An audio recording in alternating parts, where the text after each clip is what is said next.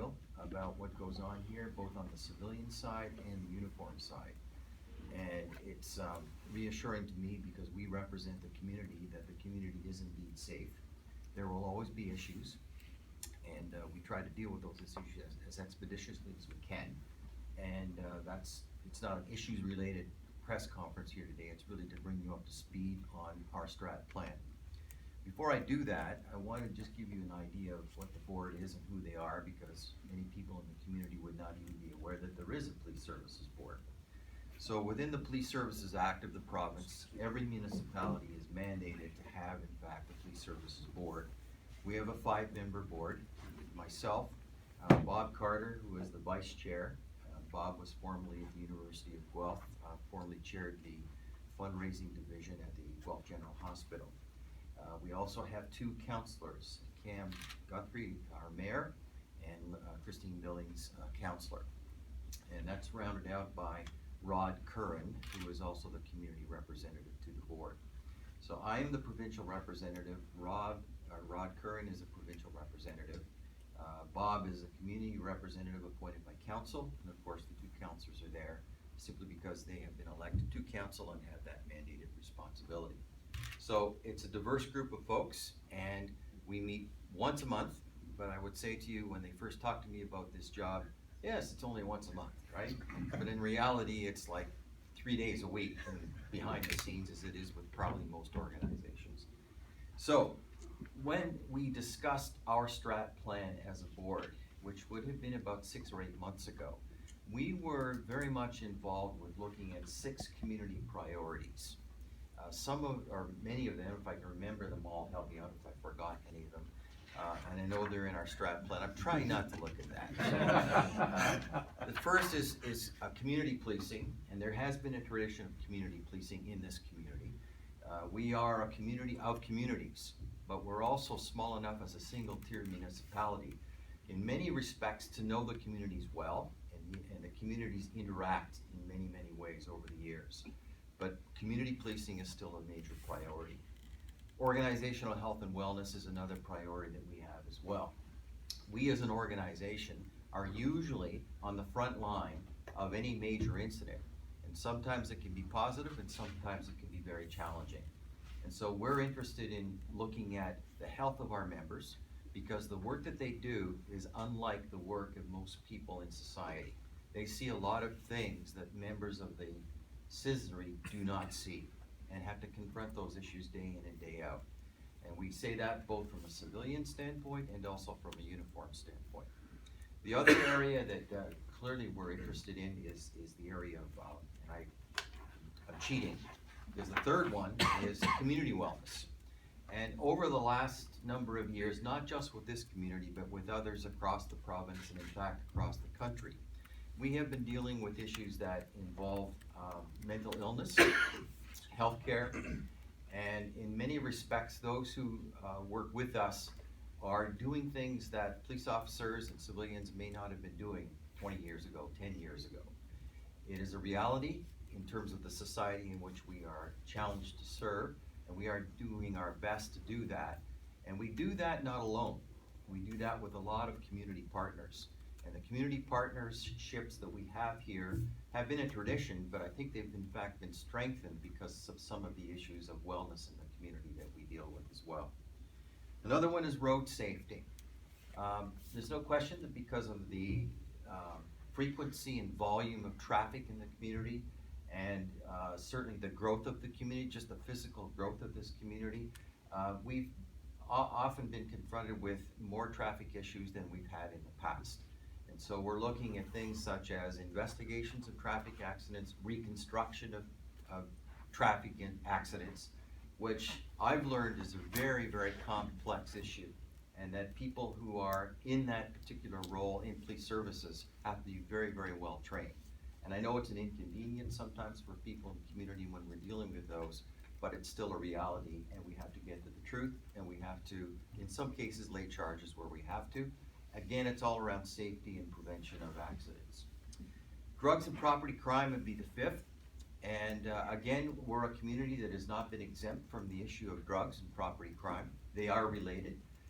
This is a societal issue that we deal with. and that many of you around this table deal with, either in terms of reporting on it, seeing it, members of your own family maybe experiencing it. We see it in living color in many respects. And sometimes we see the tail end of it, but we also see the prevention part of it. And that's another piece that we're very much involved with as a police service, because prevention is certainly, in a long-term perspective, one of the ways in which we're going to resolve some of the issues. It will likely never be totally resolved, but we certainly believe that we're doing some good things and making headway. The last and sixth item that we're concentrating on, and some of the things we're going to be talking about today are related to that, is the downtown. The downtown is a very unique, vibrant place in this community. It is, in my view, and this is my view only, a very vibrant community, because we also have a lot of people who are in residences here, a lot of commercial establishments, obviously a lot of retail establishments, so that unlike other municipalities in the province, we are a vibrant downtown community. That brings with it, however, some problems that we address day in and day out. And so one of the things we talked about 6 months ago was, in fact, how can we, through the budget process at City Council, and we're very fortunate to have the City Council and the Mayor supporting this, how can we redeploy some of our folks to make sure that there's more visibility of Guelph Police Services in the downtown core, but at the same time, enlightening the community to the fact that we partner with all kinds of organizations and associations to make life more livable and safe in the downtown core. As a board, we committed $10,000 to the Welcoming Streets Initiative, which is at least one way of many in which we're dealing with people who are homeless, people who are in some cases inflicted with the drug situation, and other problems that sometimes occur in a downtown core. So I'm going to stop there just to let you know that we began this 6 or 7 months ago. We are now in the plan, we're working the plan, and one of the aspects of the plan that we wanted to talk to you about today was the downtown. So Chief Cobey, I'll turn it over to you. Thanks so much. Thanks everyone for coming today. I promise I'm going to let Dustin do a lot of the talking today, because today's mostly it's giving our media partners, and by extension our community, a chance to ask questions, because we know there's going to be a lot of questions. The cornerstone of the initiative that we're going to start April 1st, September 30th, is going to be about engaging with the community, having visibility in our community, and everything that happens next is going to be a result of the metrics, the engagement, and the dialogue we have with our community moving forward. And that's, again, it's obviously holistically the entire community, but most specifically the visitors, residents, and business owners downtown. Don alluded to the support with respect to the budget and council from council and the board. Obviously, we are grateful for that, and this is kind of, as we start to put our strat plan in motion, this is one of the key things that we'd like to do. So, and that's just one of the reasons we're here in this environment versus us at a podium, is we want to give you guys a chance to ask the questions that you think our community wants to know about this initiative. So, without further ado, Dustin, we'll do a little quick introduction. Sure. Who's on the team, and then I'll turn it over to you for like 3 or 4 minutes just to give everybody a high-level summary of what we're doing. Sure. So I'm Dustin Howell. I'm a sergeant with the Guelph Police Service, and I oversee the Community Mobilization Unit. Like Chair Drone said, this has been in the works for several months, and we all have unique connections to Guelph. I'm a lifelong Guelph resident myself. My family's from here. My mom used to bring me down to the St. George's Square and put me in the fountain, let us swim around. I went to Cooperators Daycare, and I have a lot of connections to the downtown. Guys, you want to introduce yourselves? I'm Adam Schutze. I'm a constable here with the Guelph Police Service. Much like Sergeant Howell, I've been a resident in Guelph for my entire life.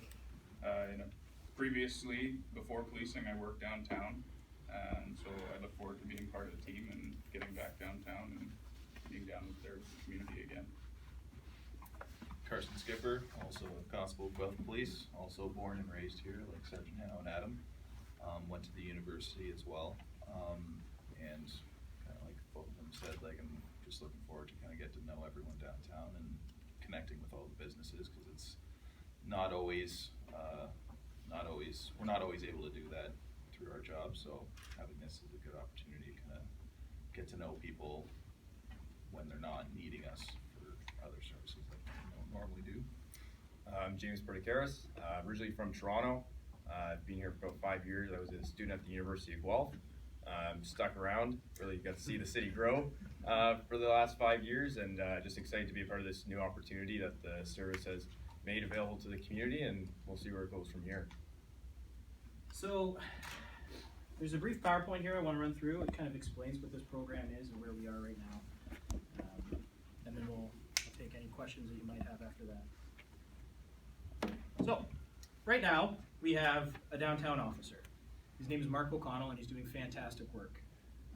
These officers, there's actually one officer that's not here right now. He's sleeping. He worked night shift last night. He works again tonight, so he's sleeping, hopefully. These four will be reassigned to the downtown. They will complement Mark's work, hopefully emulate what he's doing, and serve the community better in that way. Right now, there's daily patrol shifts that assign 1 or 2 officers downtown. They're in a police car, they drive around, they walk around, but they get pulled out of the downtown from time to time. These officers will not be pulled out of the downtown. They will be exclusively down there. They'll be engaging with the public. They'll be taking their feedback. They'll be interacting with them. And this deployment that we have going will develop, it will change, it will evolve over the 6 months and beyond, whatever that looks like. And it's important to note that on Thursday, Friday, and Saturday nights, which are typically busier nights for the licensed establishments downtown, our tactics and rescue unit that works downtown, they drive police cars, well, they're not cars, they're SUVs and trucks and vans that don't have any markings on them. So when they're down there, you don't know they're down there, but they are down there. So that's what our current deployment looks like. So these 3 officers and 1 additional officer will be assigned downtown. So again, this is a pilot, it's 6 months, but the purpose of the pilot is to gather statistics, gain more information, see what's going well, see what's not going well, and then look at it again at the conclusion of that. But we'll be looking at it all the way through to find out. We might alter schedules, we might change deployment models, but this is just a pilot to get us to find out where we're going to be and where we are.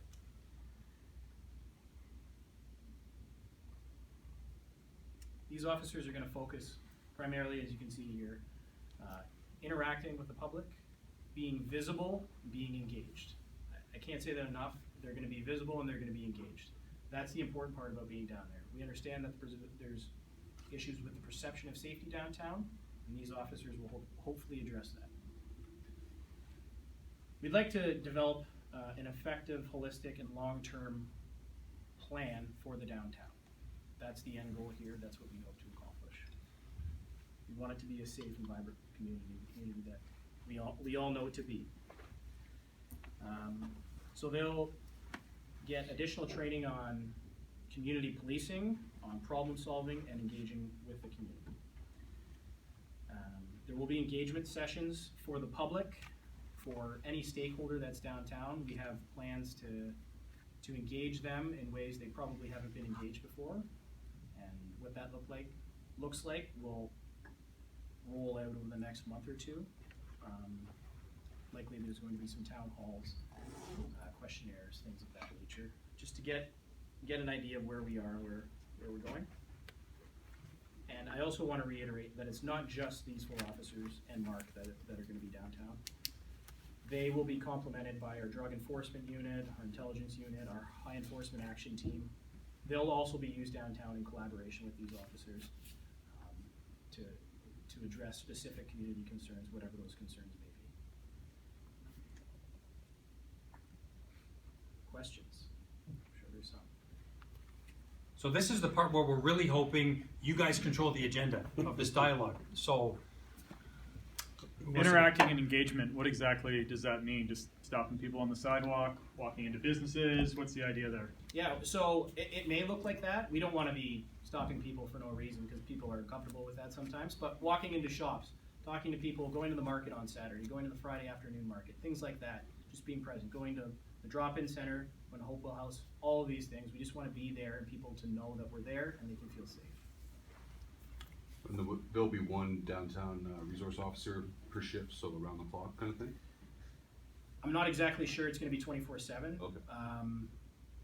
They're gonna be down there a lot. I can't guarantee it'll be 24/7, but they're gonna be down there a lot of the time. Gonna speak to that, and that's part of the, so if we think the ROI on the investment of return on investment of resources, if, say, for example, for us to be visible and engaged, Yeah. there's certain hours, like from 4 to 6 in the morning, you know what I mean? Like if there's certain times when it just doesn't make sense. Sure, yeah. Then that's kind of, the goal is to be there when people are there, versus saying, and I don't know if you've heard, anybody who works in the service has heard me say about 10,000 times in the last year, we really want to undersell and over-deliver. And so I don't want the message here to be 24/7, 365, there's always going to be someone down there, because if that doesn't make sense in serving the community, then we have to kind of surge, Yeah. to where it makes sense to have resources. Sure. These gentlemen have roots in this community. I'm taking that's not by coincidence. They were selected in part for that reason. Absolutely, in part by that reason. They have an investment in the city, just like everyone else here does. And we think that with their unique connections to the downtown, that they may have more of an interest than some others that may not. I don't know. But yes, they were not chosen by accident. There's a number of groups working downtown to do good work, third-party groups, so to speak, the Welcoming Streets, the Sanguine. Will these officers have interaction with them and kind of learn from them too as part of this? Yeah, I'm in the process of setting up training for them in the first week of April to get training from these groups and learn what they do with all the great work that they provide the citizens of Guelph, and that way they know what they're talking about and they can help direct people to those resources. At the end of this pilot project, if we get positive feedback from the community, is this something that we can see long term? Absolutely. I don't know what it will look like, but if we get feedback that's great, we'll obviously look to extend it. And if we get feedback that's not as great, we'll look to tweak it in a different way as well.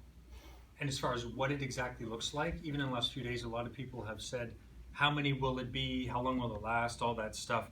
We really want to be responsible and make database decisions. What do we learn from the community based on what we learn and what we can measure? So metrics are important when it comes to the allocation of public funds and resources. We want to be able to say what we learned and why we're going forward, to have a long-term strategy, so that this isn't kind of like we did it for 6 months and we're done. It's kind of a new normal as far as how we engage downtown.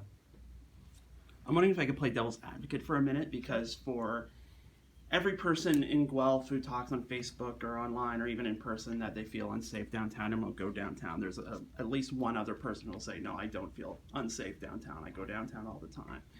How is this not maybe for those people? I don't want to say, I don't want to compare police people to negative people. Yep. I'm just saying that, it might be seen as people who already see downtown as a safe place as kind of an escalation. Well, that's a fair point. I understand that sometimes people may or may not enjoy the presence of the police being there. They may or may not feel safe.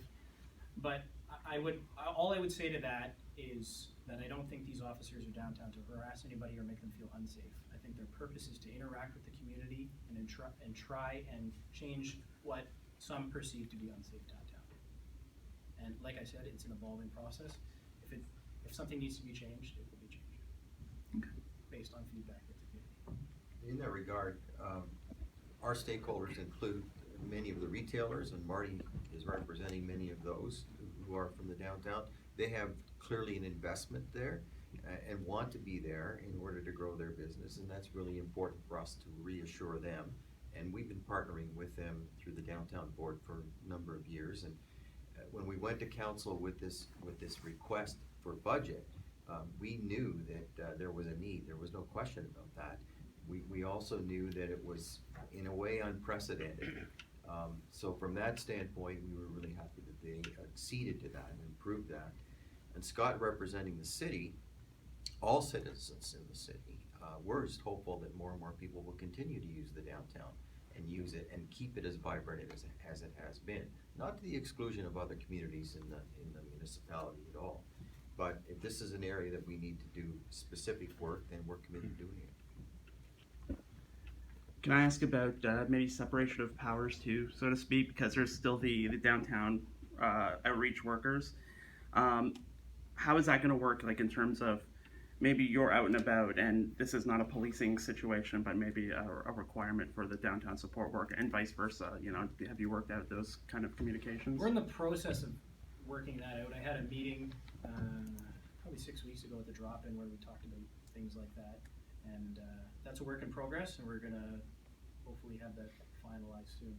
It's a work in progress. And we're very mindful that broad community safety issues, they're not just policing issues. We may have a component to certain issues to innovate, collaborate, and work with our partners, but it's not like, they're broad issues. So it's by no means, there's more than enough. I hope that if we have more resources down there, we can overall together provide better service, not who does what kind of thing. Marty, is an increased police presence specifically something that your members have asked for? Yes, it's this is very welcome. It was a really good news story, and what we have seen, and what we have said very publicly, and we came to and said to City Council and said to the Police Services Board that we can do as much as we can, and the Welcoming Streets initiative that was developed with Guelph Police Services and us, and that we ran as a pilot project and found out lots of stuff and could convince, and thank you to the mayor and council for supporting that. But there are some things that only the police can do.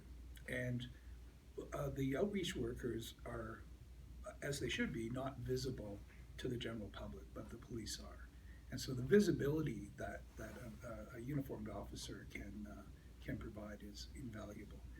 People want to feel safe, people want to be safe, and I think this is a really good news story, and it's something that our members have asked for, absolutely. What was sort of the idea behind the TRU in unmarked cars downtown? What was sort of the strategy behind that angle on it? So, them being in unmarked cars is not, it's just those are the vehicles that are assigned to them essentially. Okay, yeah. The other work that they do where they need to be not seen. Mm-hmm. And we don't have other vehicles for them to be in, essentially. Okay, So yeah. they're in those vehicles by design. Moving forward, what's gonna happen is they're gonna be getting out of those vehicles, walking around, being present, being visible, so that if they're seen and it's known that they're down there. Gotcha. They work, every weekend they work during the evening, and it makes sense for them to be down there. They have training for other things that could happen down Okay. that time. So go ahead, sorry. Sorry, yeah, just police process, I guess. Is it normal for officers to work in pairs? There's no specific rules on that. Okay, Sometimes yeah, they do, yeah. sometimes they don't. Like Gotcha, our yeah. downtown officer, Mark, he works by himself all the time. Gotcha, Some cool. people are more comfortable working by themselves, some. Yeah. And will you all be working by yourself? They will be, it's a combination. Sometimes Okay, they'll yeah. be by themselves, sometimes they'll be paired up. Gotcha. Depends on the situation. So they'll be walking predominantly, walking downtown That's the on idea. cars? That's the idea. When you came in, you sort of mandated, for lack of a better word, for new officers to sort of do this. Will that continue? So you yes, wanna so do the officers recruits, to so our walk- new recruits, this is all in addition to what we've done. So like our new recruits who now, when they come out of the Ontario Police College, 6 of which will be arriving in the next few weeks, all of our new recruits have to do a minimum number of shifts in our downtown, learning the downtown, meeting the community. That's all in addition. So, and if you can imagine that we're hiring, 30 new positions, we'll say 17 new police positions that all start with front-end constables. That's 17 times that number. That's all in addition to this. Right. We hear it all the time from people, but I don't think we really hear it from police. But how busy is downtown in terms of calls and incidents, and will these officers have enough time to do the engagement and interacting if they're responding to calls and incidents? So, like the chief said, this is all in addition to what's already taking place down there. The idea is these officers, their primary responsibility is to engage and be present And if there's other calls or things that are going on, hopefully the other resources that are already down there can take care of those things and leave these officers to do that. It's busy downtown, is the short answer to your question, the first part of your question as well. It's busy, it's busy. There's lots of calls for service, there's lots of incidents, yeah. And you'll see when it comes out next week in the police service board report, the 6 months, 10 trends and statistics show the downtown area is about equally as busy as every other area of the city. So as Dustin has said, it's a supplement to what we're already doing. Some messages we've gotten to, you're doing this during like a less busy time, during the summer and the students are away. Is that a factor, or is it just, you want to get this out as quickly as possible? Well, part of it is I just came into this role in January, right? And I wanted to get it going as quickly as possible. If I could have moved it ahead quicker, I would have. But this is I think the best time to do it, and it gives us an opportunity. I wouldn't say the downtown is not busy during the summer. Maybe the licensed establishments maybe aren't as busy. I don't have the numbers on that, but I would still say it's busy downtown. Like in front of City Hall will be very busy. There's lots of stuff going on downtown, so for sure. Again, statistically, Yeah. the summer, it's not that it's less busy downtown, the dynamics of it change. When university is in, the weekend bars tend to be busier. In the summertime, there's activities going on, there's festivals going on. The downtown is extremely busy every day, and that, like Saturday, Sunday, as somebody who comes downtown almost every weekend to go out for breakfast, you see how busy downtown is. You have trouble finding parking spots. So downtown is not less busy, and I think Marty could probably speak to it better than us. There's no in the trouble summer. finding parking spots. Sorry, I didn't mean parking. No trouble at all. It's busy, Park. is my point. $2 park all day. Brand new parking I walk. facility. Good. It's even better. So you don't need parking. No, the downtown is busy. Yeah, and it is hopping. The dynamics change. There's a lot of foot traffic downtown in the summer, especially with, like concerts in the square, stuff at Market Square, the weekend festivals. It is a busy place. Street patios, all Yep. kinds of things. So with more of that, there's more interaction with people and folks that are struggling with addiction, mental health, poverty, homelessness. Interacting with now more people out, more present, more in the public realm. So, yeah, it's hopping. The additional training these officers will be getting specific to this role, where is that coming from? Here, it's gonna be internal. Internal within the force? Yeah. We'd be bringing in other people though with expertise. Depending on what that training is, some of it, yeah, potentially. And how much is this pilot project costing? I don't have the numbers on it, to be honest with you. It's within the current funding envelope. Thank you. We talked a little bit about metrics. What sort of things are you going to be looking at? So, and I think to Adam's point earlier, like Adam, you had mentioned, for everybody who says they don't feel safe, there's some who do. We're not very far out from the CSI, Crime Severity Index numbers coming out. So there's the hardcore metrics with respect to incidents, response times, all those types of things. And Matt, you and I talked about this last week. The whole idea, there's the metrics, and we can tell people based on the metrics, you are safe. But do they feel safe? And so our goal is to make sure people both are and feel safe. So it's the tangibles and the intangibles. So How are you going to gauge that after the fact? Are you going to do like a survey or something like well, that? what I would envision is kind of our kind of crime-related statistics. So like I say, call volumes, response times, things like that. But also surveys that we can, like I know, these guys the BIA are in the process of completing a survey. So that'll give at least a bit of a baseline from what they've learned. But in addition, we hope to, Dustin, his unit hopes to come up with innovative ways to kind of have touch points with merchants and visitors to kind of ask them, how do they feel? So kind of, some might be informal, as far as I can't guarantee the scientific method on everything, but having that engagement piece to have multiple data points to kind of see how we do. And then even if we were to take Marty's survey, that is essentially kind of a point in time now, longitudinally look out even 6 months, and if we did the same survey again, where are we between point A and B? And are those results going to be made public? Yes. And if so, when?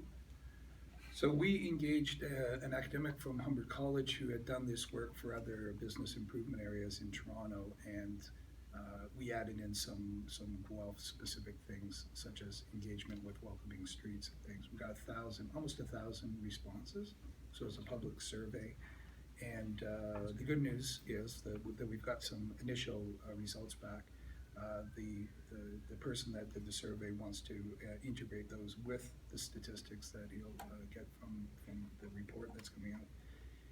And the good news is that most people do, to your point, Adam, most people do feel safe. Most people are very satisfied with the response of the Guelph Police, private security, and welcoming streets and outreach workers. So yeah, we'll be making all that public and doing this kind of thing with that. But we really wanted to know, how these things were working, and if we should be doing things better, and from the time of day, different areas, different parts of the downtown, parking lots and things. So as soon as we have the complete one, we'll let you know. Okay. As I look around the age distribution in this room, there are some people who will identify with this and some people who are totally oblivious to it, but let me comment on this. At one time, I was privileged to chair the Chamber of Commerce in this community. And in the day, there was a concern that this downtown did not have a lot of residential housing. Since that time, that has changed almost the opposite way, so that we have considerable amount of residential housing here. So one of the other group of stakeholders that we're interested in hearing from, and we did hear from them when we did the strat plan, was, do you feel safe? If you're investing in buying something in this area, whether it be a small thing or a big thing, whatever it happens to be, are you still continuing to feel safe? And so Dustin and others are reaching out to them through the condo boards, for example, that have many residents living in this community in the downtown core. And they choose to live there for a reason, many of which are really positive reasons, because they obviously have some affinity to the downtown. Why is that? One of them might be safety, one of them might be amenities, one of them might be walk distance, one of them, whatever. So what we're also looking at is input from them and the retail establishment and those who visit the downtown who live in other areas of the community, for which we also have responsibility and are very interested in hearing from as well. Good. I'm just telling you how old I am. What sort of reporting are expected of these officers when it comes to that engagement, and will they be filing reports saying, hey, I talked to this business today and they feel great about everything, that sort of thing? Yeah, so there will be statistics kept on their interactions with different groups of people. Yeah. But that'll be an internal thing. I don't know if and when that will be disclosed, but they're going to be keeping stats on all sorts of different interactions, possibly arrests, criminal statistics, things like that as well. What's the geographical area? Our geographical area? Yeah, for the downtown resource district. It's going to closely mirror the business associations. Okay, downtown. okay, yeah. Can I comment on that? I would encourage you to expand that, because it is an ecosystem, and our boundary is just north of the railway tracks. But we do know that there's issues on the river system, in the parks, and south of here. But it is an ecosystem, the downtown. Obviously, it's more intense as a pedestrian zone north of the tracks, but issues don't stop when you just go south of the tracks. So, thank you for all your attention, but you don't want to be selfish. No, I mean the drop-in center as well. Yeah, yeah. Goes all the way down to Wellington. Mm. We're trying to include the area around Spring Mill. There's some condos Yeah. as well. If there's any kind of one of the themes, it's the simplicity of being visible, being engaged, learning from our community, and building long-term strategies based on that feedback. So people are and they feel safe. That's the goal. And part of the simplicity, although it's very complex and very challenging, is the fact that you're sitting in a building that's in the downtown core. And there were some political decisions made some time ago to make sure that it was here. And it's partially finished, close to being finished. If this is your first time in this part of the building, awesome, because it's about my third or fourth. So it is something that many people in the community aren't even aware of. So we're here for a long time. And before we end, Mr. Mayor, you're just wanted to give you a chance as far as you've driven a lot as far as safety and within the community. Any thoughts? I want to make sure you get a chance. Well, just based on the feedback that I've received from the community over the last couple of days since it was announced, it's just been overwhelmingly positive. You know, I was, just to give a sort of that pulse check of the community, I was at Bishop Mack High School yesterday. I spoke to a grade 10 civics class, and as much as I'm always answering questions, I always like to ask some questions back to them at the end of the opportunity that I'm speaking with them. And so one of the questions I actually asked yesterday to the class was, do you feel safe in the downtown? And it was, you know, maybe 20, 25 kids, you know, something like that. And it was interesting because some of them said, well, you know, at certain times, some of them were like, well, I don't feel very safe around the bus stop, the main central station. And then there was about half of the group was like, yeah, I feel okay with it, you know. So there's a mix of feedback already, and even from our you know grade 10s, right? But most, I mean, an overwhelming amount is just very thankful to you, Chief, to the chair, and for just putting eyes on this issue. And I think it's a long time coming, personally, and I think the community is going to respond very positively to it. And I'm very happy too, because I didn't know that it was going to be a 6-month pilot. And at first I was like, well, why? And when you explain the reasons why, it makes so much sense to reevaluate, to ebb and flow through that 6 months to make sure that you're doing things right. And so it's welcome news, but how it's being implemented is also the right way of doing it. And so I really appreciate that.